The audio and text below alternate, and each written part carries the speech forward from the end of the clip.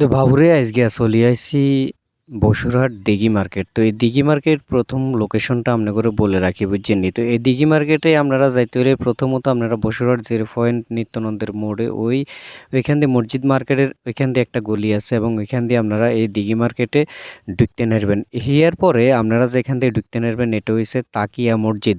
তাকিয়া মসজিদের পিছনের সাইডে একটা গলি আছে, ওইখান দিয়ে আপনারা এই দিঘি মার্কেটে প্রবেশ করতে হারবেন।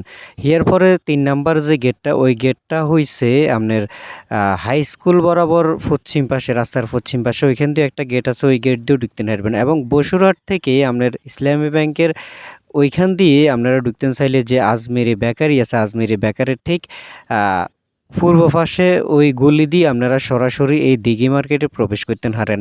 তো বাবুরে এই দিঘি মার্কেট বসুরহাট বাজারের ভিতরে আমি মনে করি যে সবচেয়ে সুন্দর একটা মার্কেট এবং খোলামেলা মার্কেট। মানে ওইখানে গেলে আপনারা স্বস্তির নিঃশ্বাস ফেলতে পারবেন, একটা সুন্দর একটা নিঃশ্বাস ফেলতে পারবেন, বিশুদ্ধ বাতাস ওইখানে খাইতে পারবেন, বুঝছেন?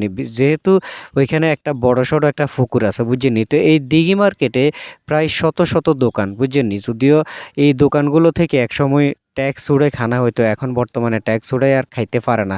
তো এই দিঘি মার্কেটে আপনারা সব কিছু হয়ে যাবেন, একবারে সব কিছু হয়ে যাবেন।